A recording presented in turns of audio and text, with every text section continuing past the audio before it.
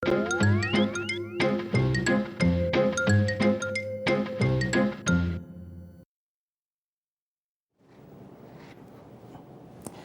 안녕하십니까. 깡세클럽 강재훈입니다.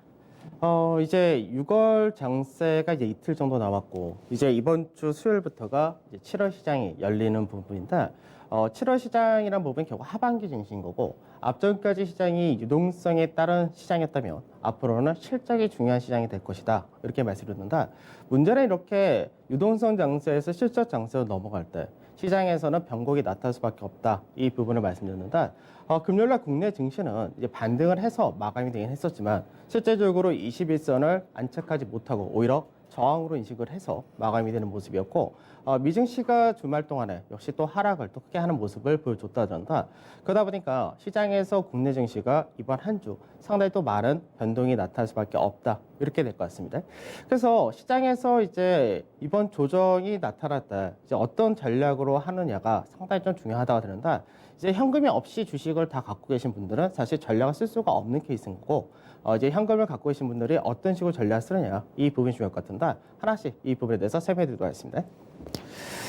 자, 먼저 이제 지난주 금요일날 증시 간단하게 보도록 하죠. 지난주 금요일날 증시를 보게 되면 이제 1% 정도 상승해서 마감이 되었습니다. 그래서 21선이 2137포인트 전후였었는데, 그 가격대를 저항으로 인식을 해서 그 라인대에 소폭 못 미쳐서 마감이 되는 모습이었고, 거래대금이 10조가 안 되는 수준을 보여줬다야 되죠. 그래서 실제로 6월 달에가 개인들의 거래 비중이 사상 최대로 가장 많은 구간이었고, 금액 역시도 최대로 많은 구간을 보여줬었는데, 윗자리에서 매물을 오히려 많이 맞는 케이스가 되는 모습을 보여준다가 됩니다. 그래서 그 라인들을 넘어가기 위해서는 거래 대금의 증가라든지 이벤트적인 모멘텀 이런 것들이 좀 필요하다가 나는데, 그런 부분 없이 거래 대금이 감소를 하는 모습을 보여줬다가 되고요. 외인들이 600억 매수를 했고, 기관에서는 1,600억에 매도를 했다가 됩니다. 그다음 선물 지수는 시장에서 이제 베이시스가 좀 크게 벌어졌던 부분이 있었기 때문에 베이시스를 완화하는 모습이 소폭 장중에 나타났다는데, 1.33% 상승해서 마감이 되긴 했었고, 외국인들이 이제 2,800계약 정도 매수를 했는데, 실제적으로 중요한 부분이 목요일날 투신권에서 10,000계약 가까운 대규모의 매도를 했던 부분이 있었는데, 그 부분이 이제 금요일날 대부분이 쇼커버닝으로 처리가 되었다라고 봐야 될 겁니다. 그래서 결국은 외국인 같은 경우 누적 매수가 1,800계약 정도 되어 있는데, 앞전에도 말씀드렸듯이 최근 들어서 6월 만기가 끝난 다음에 외국인들의 선물 쪽에서의 누적 매수가 20,000계약 전후를 가게 되면 오히려 축소되는 그런 모습을 보여준다가 되기 때문에, 실제로 외국인들이 10,000계약 정도 지고 있는 모습은 현재 시장에 대해서 중립이다라고 봐야 될 겁니다. 그래서 베이시스는 마이너스 0.48% 역시 약세로 끝났다 되고, 아직까지는 프로그램 매수가 적극적으로 들어올 수 없는 베이시스가 유지가 된다 됩니다. 그다음 코스닥 같은 경우는 이제 보합으로 마감이 되는 모습을 보여줬다 되죠. 그래서 최근 들어서 지난 한 주 동안 계속해서 750이라는 자리대를 중심으로 해서 등락을 보였다, 이렇게 된 케이스입니다. 거래대금이 11조 7천억으로 이제 거래소보다는 좀 더 많은 거래대금을 나타냈다 됩니다. 그래서 외국인과 기관이 동반 매수를 하긴 했었지만 역시 규모는 작았다라고 보시면 되겠습니다. 자, 해외 증시 보도록 하죠. 중국 증시는 목요일과 금요일 이틀 동안 단오절 휴장을 나타냈었다는데, 이제 이번 주에 중국에서 경제 지표가 아주 굵직한 것들이 발표가 된다 됩니다. 우선은 내일 중국 국무원에서 발표되는 구매자 관리 지수가 있는데, 우선은 전월 50.6보다는 소폭 하이한 50.4 정도로 컨센서스가 잡혀 있다 됩니다. 그래서 이 컨센서스를 충족하느냐, 이 부분이 상당히 중요하다고 봐야 될 것이고, 그 다음에 목요일 날인 수요일 날인 7월 1일 날 차이신 구매자 지수가 발표된다. 역시 전월 50.7보다는 소폭 낮은 50.5 정도가 컨센서스로 잡혀 있기 때문에 최소 50이라는 이 컨센서스를 부합만 해준다 하더라도 경기 확장 국면이 그대로 이어진다, 이렇게 볼 수 있는 케이스인데, 이거를 넘어가느냐 아니면 하이라 하느냐, 이 결과가 좀 중요하다, 이렇게 보셔야 됩니다. 그 다음에 미증시를 보게 되면 미증시는 이제 2.4에서 2.8% 역시 2%대 중반 정도의 하락으로 마감이 되는 모습을 보여줬다 되죠. 그러니까 실제 목요일 같은 경우가 볼크루를 완화시킨다고 하면서 금융주가 반등이 나오고 그 외적인 쪽에서도 반등이 나오고 있었지만, 수요일날 하락분의 절반 정도밖에 회복하지 못했다, 이런 부분이었고, 볼크루 자체가 지금 현재 증시에서는 강하게 올라갈 수 있는 모멘텀으로 추세를 바꾸지 못하기 때문에 결국 그런 부분이 다시금 빠지면서 이제 하락으로 나타났다 되는데, 특징적인 부분이 그동안 시장에서 이제 어느 정도 빠질 때 계속해서 나스닥 같은 경우는 상대적으로 하락이 제한되는 모습을 보여줬다 되는데, 나스닥의 상대적인 하락이 제한됐던 부분, 상대적인 강세가 이어졌던 부분은 결국 언택트가 받쳤다라는 부분이 있었습니다. 다만 금융 같은 경우는 그런 부분이 나타나지 못했다고 합니다. 코로나 재확산에 따라서 일부 지역이 셧다운 가능성이 이제 커졌다는 부분이 있었죠. 그래서 이 부분은 여행이라든지 관광, 항공 관련주에서 하락이 나타났고요.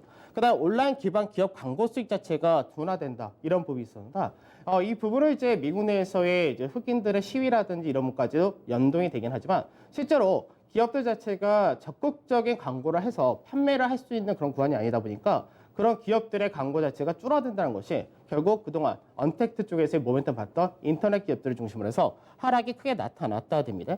그 다음에 3분기 금융 등에 대해서 자사주 매입을 중단하거나 또는 배당을 현 수준보다 낮춰라라고 발표를 했는데 이 부분은 그동안 미증시가 계속해서 장기 랠리를 보일 때 특징 중에 하나가 계속해서 자사주 매입을 하고 그로 인해서 주주 환원 정책을 폈었기 때문에 그런 부분이 밸류적인 부분에서 이제 고평가를 완화시키는 그런 효과를 보여줬었는데 그 부분이 없어졌다라고 보시면 될 것 같습니다. 그래서 변동성 지수는 7.79% 상승한 34.7로 마감되었고 유가는 소폭 약보합인 38% 정도. 그다음 MSCI 코리아 인덱스는 이제 0.57% 하락했기 때문에 상대적으로 미증시 대비해서 하락이 작았다 이렇게도 볼 수 있을 것 같고. 그다음에 달러 인덱스는 이제 강보합 마감, 원달러 환율은 1,203원으로 금요일날 종가 대비해서 약 3원 정도 올라서 마감이 되었다 됩니다. 자, 변동성 지수 보도록 하죠.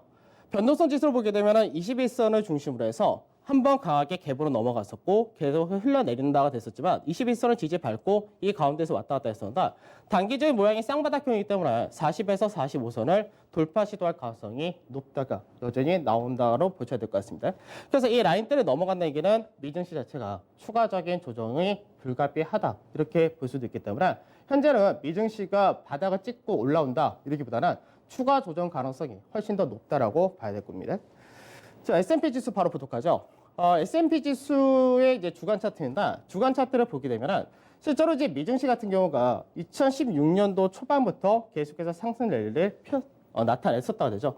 그러다 이제 시장에서 앞전에 2018년도에 한번 큰 폭의 조정 한번 있었고 그러고 나서 이번에 계속해서 상승세를 보이다가 코로나에 의해서 급락이 나타났었다는데 그러고 나서 빠르게 회복을 했었다 됩니다. 다만 고가를 만들었던 자리가 작년에 종가 자리에서 고가를 만들었다 되고 그러고 나서 실제로 보게 되면은 조정을 한번 크게 받고 반등 그다음에 조정이 나타나면서 결국 위에서 매물을 만든 그런 케이스가 되는데 문제는 뭐냐면 S&P 지수의 밸류를 보게 되면은 주간 수익, 주가 수익 비율, 퍼를 볼 때 앞전에 제가 여기서 무너지고 반등할 때는 퍼가 의미가 없다고 말씀드렸죠. 왜 그러냐면 시장에서 일시적인 충격을 받고 그로 인해서 급반등이 나왔기 때문에 시장에서 경제 자체가 V자로 반등을 하게 될 경우는 퍼가 의미가 없다라고 말씀드렸습니다. 다만 추세 라인대를 복귀를 하게 됐을 때는 결국 퍼가 다시 그 의미가 나올 수밖에 없는데 실제 퍼를 보게 되면은 앞전에 시장에서 2018년도에 이제 올라가기 전에 2017년까지 조정받을 때가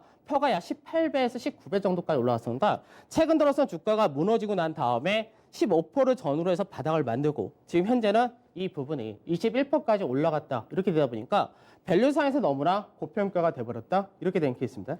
그래서 S&P 지수를 이제 주간사에서 흐름을 볼 때는 우선은 작년에 이제 지지를 받던 강한 자리대들 이 라인대가 지지를 받을 때는 추가적인 조정폭이 약 2.2% 정도 나올 수 있는데 만약 조정폭을 좀 확대한다 될 경우는 6% 정도의 조정도 추가로 더 열어둬야 된다 이렇게 보셔야 될 것 같고요. 자, 그다음에 나스닥 보도록 하죠.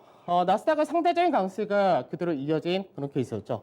근데 주간사에서 보게 되면 나스닥의 고가를 항상 만들었던 라인대가 이 상승 추세선입니다.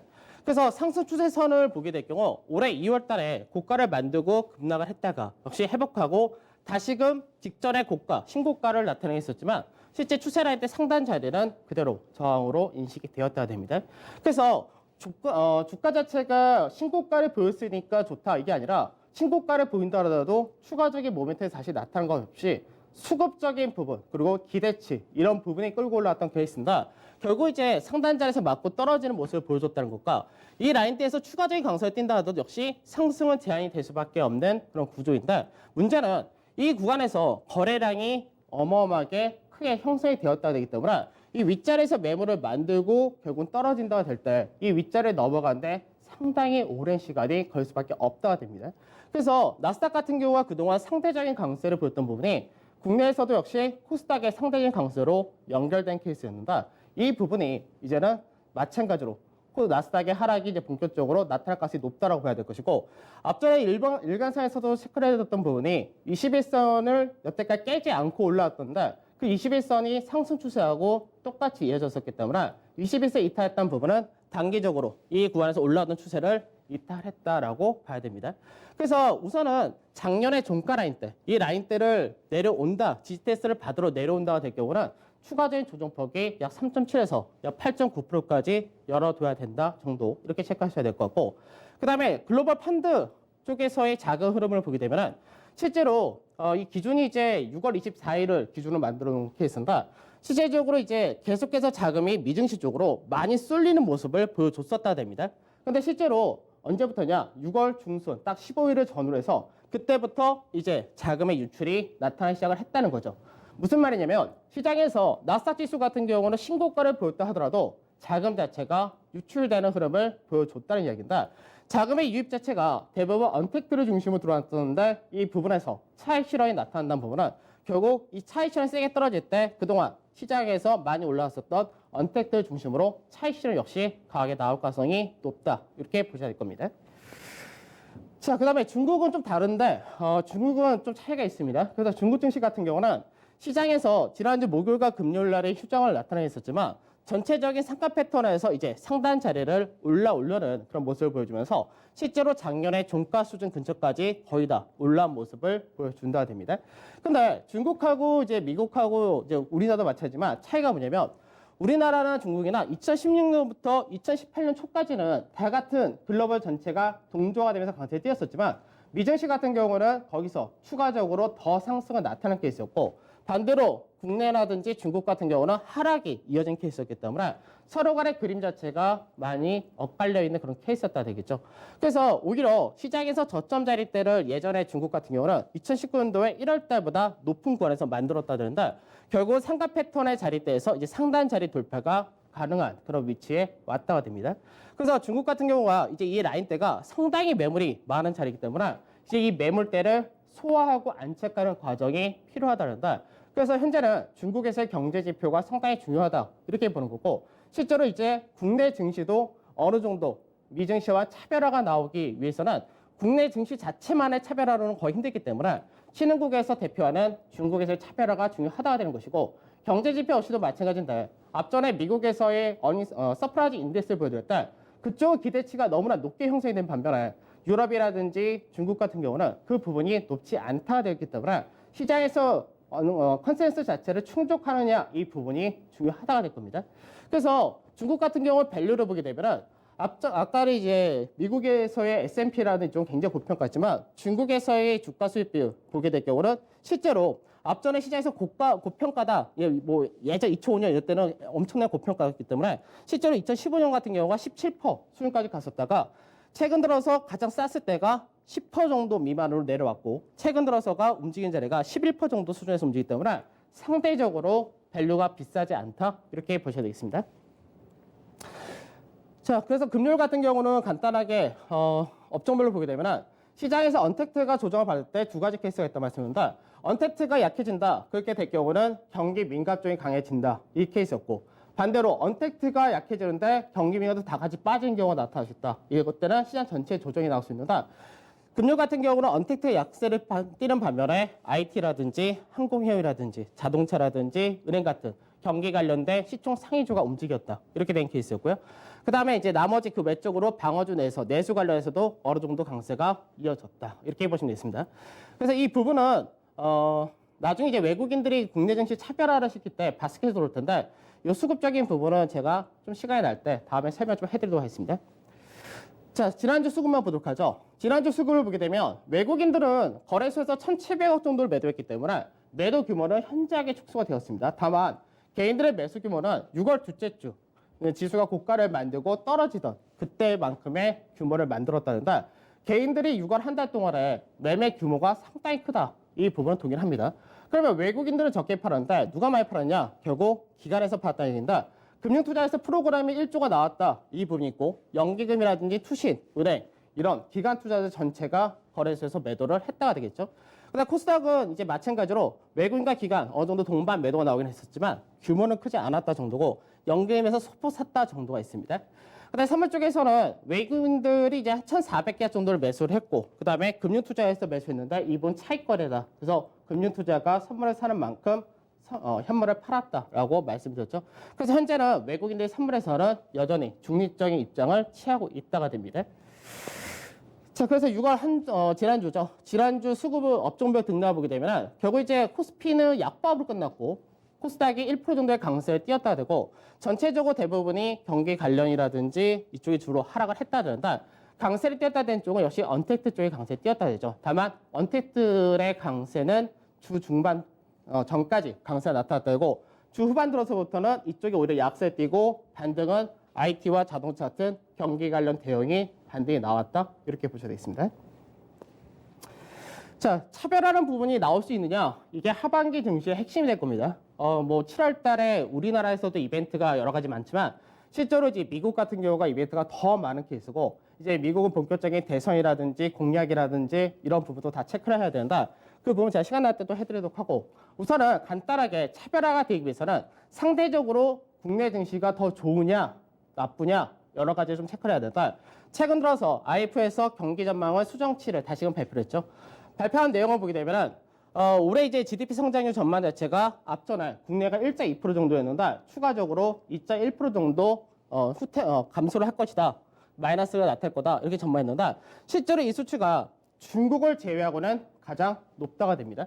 그러니까 중국 같은 경우는 원래가 평균적인 성장률이 6%대를 나타냈던 국가였고 국내 같은 경우는 2에서 3% 사이에서 움직였었는데 그렇게 따진다면은 국내가 상대적으로 굉장히 선방을 한다라고 보기 때문에 결국 이제 다른 유럽이라든지 미국이라든지 그 외적인 국가들에 비해서 상대적으로 원등이 뛰어난 것이 현재 국내 증시다라고 보시면 될 것 같고요.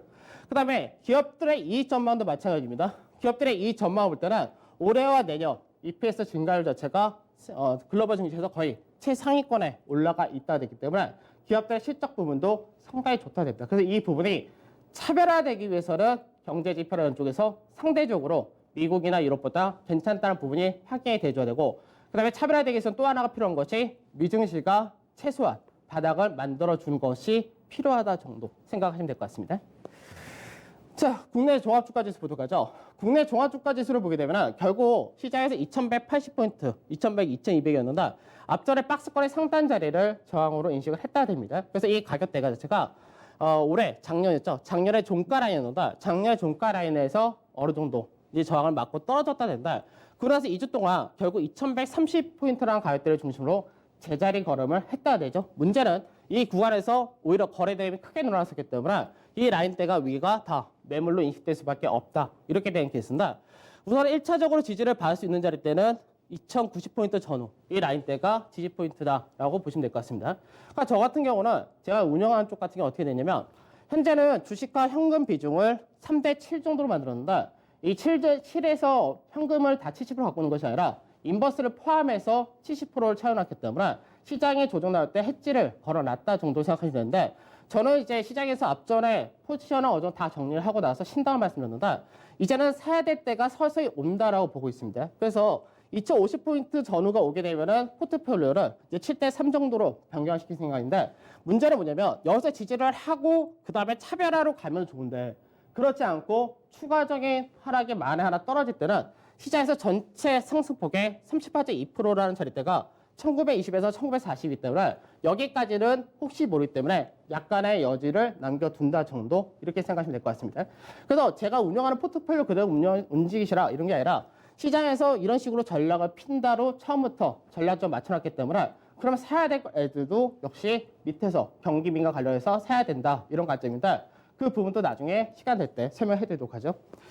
그 코스닥 같은 게 어떻게 되냐? 코스닥은 우선은 이제 추세를 넘어가서 오히려 강세에 뛰었었는데 결국 760포인트 전후라는 될 때가 작년 이 고가를 만들었던 그 라인대인데 이 라인대가 저항이 굉장히 셀 수밖에 없는 그런 구간이었던 거죠. 그래서 이 라인대에서 저항을 연속 2번을 받고 여기서 조정이 나타날 수밖에 없는데 문제는 뭐냐면 신용 잔고 자체가 앞전 같은 경우가 이제 6조 4천까지 늘어났다가 그 다음에 시장에서 급락이 한번 떨어질 때 그때 개인들이 그때 놀라면서 약 2,500억 이상을 신용을 바로 정리하는 모습을 보여줬었다 됩니다.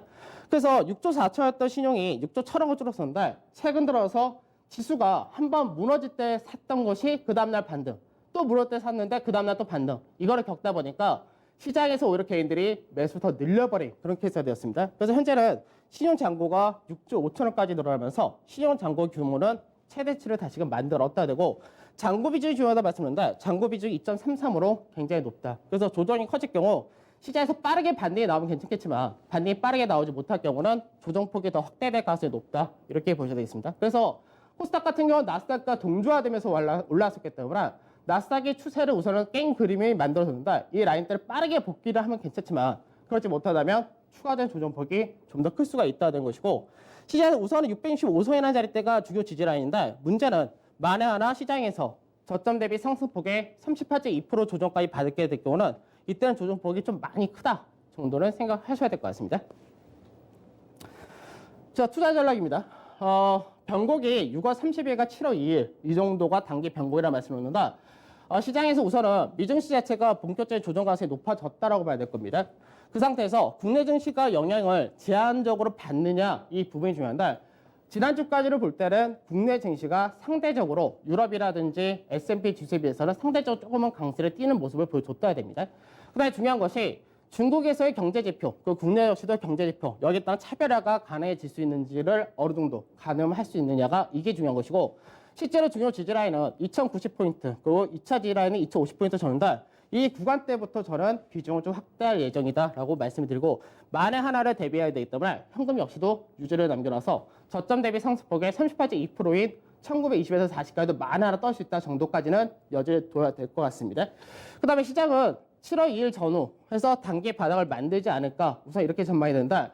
시장에서 앞전에 우리가 올라갈 때 실제로는 종가상에서 고가를 만든 거는 만기일 전후, 만기 전이었던 6월 둘째 주가 고가였는데 실제 어느 정도 미리 청산을 하고 어느 정도 매도했던 부분은 6월 1주차부터 시작했었기 때문에 실제로 7월 2주차부터 반등을 한다라고 보고 있는데, 그렇게 되면 실제 일부 종목들의 바닥은 이번 주부터 나올 가능성이 높다, 이렇게 보고 있습니다.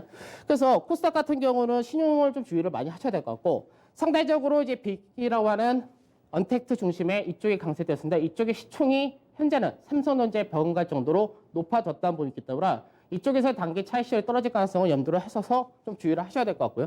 그다음에 경기민과 대형은 이제 하나씩 받는 부분으로 가야 되는데 낚시 전략이라고 했었죠. 분할 매수로 어느 정도 떨어질 때 밑에서 받아 먹는다 전략인데, 시장에서 왜 경기 민감을 봐야 되느냐, 이것도 나중에 하나씩 설명해 드리도록 하겠습니다. 자, 시장이 좋은 기회가 왔다라고 저는 보고 있습니다. 근데 이 기회를 잡느냐 못 잡느냐는 앞전에 어떻게 대응을 했느냐, 이 부분이 선행이 됐어야 되기 때문에 갖고 계신 분들은 현재 구간에서 사실 버려야 될 녀석과 갖고 가야 될 녀석을 좀 선별을 잘 하셔야 되지 않을까 싶습니다. 그래서 만만치 않은 시장이 된다. 좋은 기회는 변동이 없을 것 같습니다. 저는 오늘 여기서 마무리하도록 하고 내일 찾아뵙도록 하겠습니다. 감사합니다.